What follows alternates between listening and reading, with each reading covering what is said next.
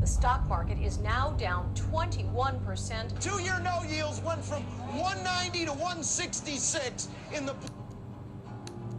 It was the worst day on Wall Street since the crash of 1987. Traders here working the phone say a lot of their customers are freaked out, waiting to see how low the Dow will go.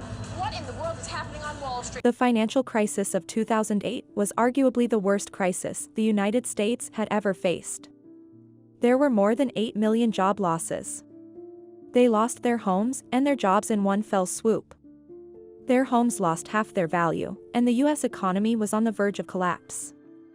It wasn't enough for the government to realize it needed to take action. Under the president's proposal, the Treasury could buy bad loans worth up to $70 billion. The heads of the country's biggest banks took private jets to Washington and begged the government to print hundreds of billions of dollars and hand it over to them. Welcome to Financial Fortune, your go-to channel for all things related to finance, investing, and wealth management. In today's video, we will be discussing why rich people don't want you to understand the money rules and what you can do to gain financial freedom.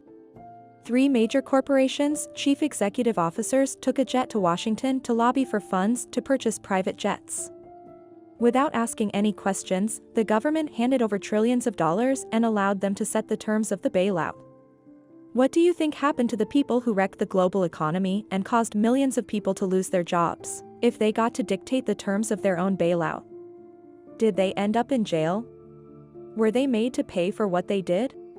73 AIG executives from the Financial Services Division, the division responsible for the company's demise. Each of you just cashed a bonus check for $1 million. The CEO of AIG, the man who caused the 2008 financial crisis, received a $34 million bonus, and the CEO of Lehman Brothers, the man who brought down a bank that had been in business for more than 150 years, received the same amount. According to publicly available documents, he pocketed nearly $500 million over the past few years while guiding Lehman into bankruptcy. The 2008 financial crisis was just one of many such events that benefited the already wealthy, at the expense of the general population. Billionaires made more money than you can imagine during the pandemic. They made more than $1 trillion in global revenue in under 2 years. During the first 2 years of the pandemic, the 10 wealthiest men saw their fortunes double. The top 1% continue to make billions of dollars despite the fact that there is a crisis every couple of years. In 2022, when things were at their worst, hedge funds still made huge profits. However, your financial situation seems to be worsening. In 2023 alone, 170,000 people will have lost their jobs, so if you are still employed, consider yourself lucky. Inflation has made life so expensive that most people can't afford to eat, even if they haven't lost their jobs. What then, do you advise I do? Where do we go from here? Can you even hope to win? Different rules apply at the top. The government will save you if you go bankrupt, and you should view every crisis as an opportunity to increase your wealth. Visiting the store is quite different from being at the pinnacle, though.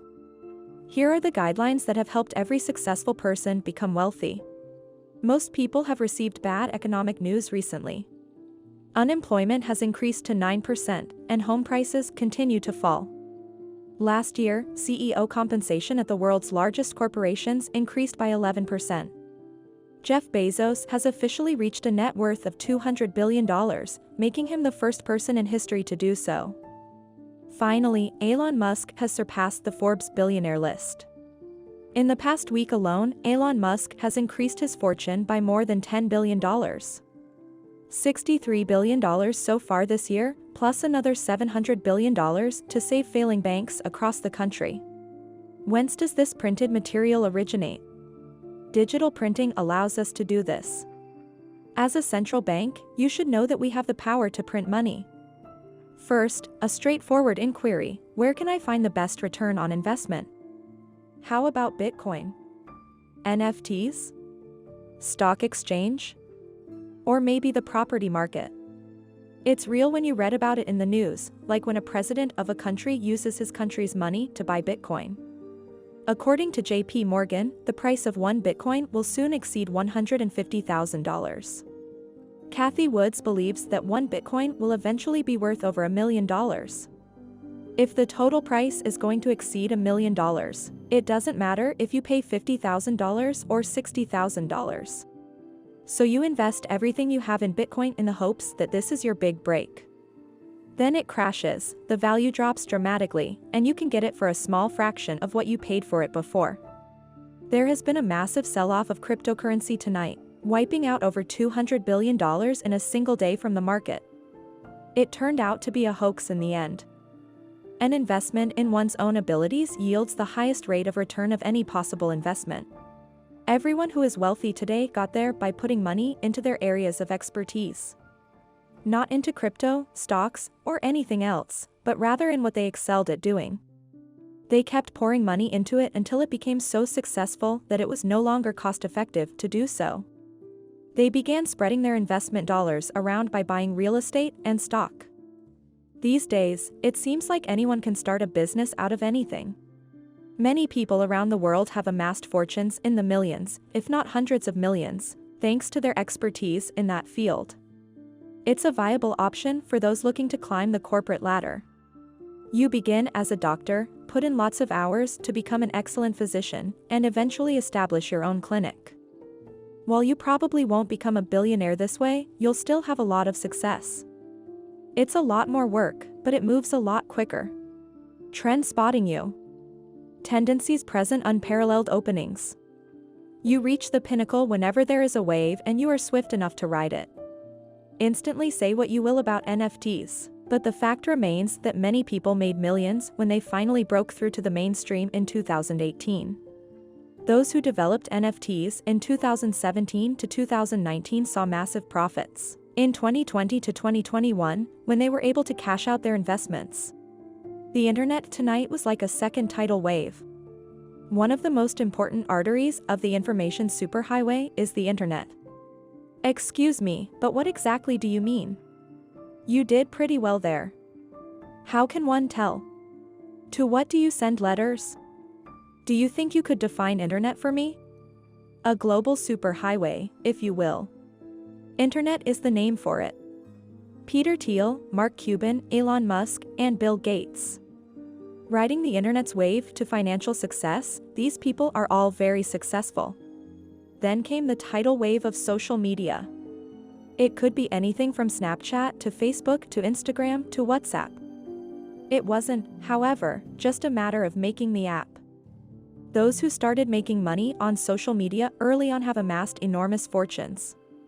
Kim Kardashian has amassed a fortune through Instagram, and Ronaldo, who was among the first athletes to actively use the platform, now gets paid an estimated $1 million for each post he makes. The AI movement has finally arrived. The early adopters are already wealthy, but our work with AI has just begun. As a matter of fact, waves occur roughly every 2 years.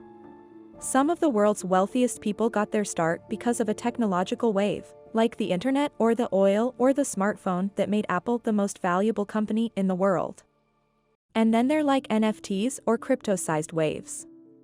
The trick is to anticipate the next big thing. Whether it's artificial intelligence, augmented reality, or 3D printing, you devote countless hours to mastering the technology and making something of value in it so that you can capitalize on opportunities as they arise. That's how the majority of people become wealthy. Thank you for watching today's video on financial fortune. If you found this information helpful, please don't forget to like and subscribe to our channel for more insightful content on finance and investing. Remember, understanding and applying the money rules can make all the difference in achieving financial freedom. As always, we appreciate your support and look forward to seeing you in the next video.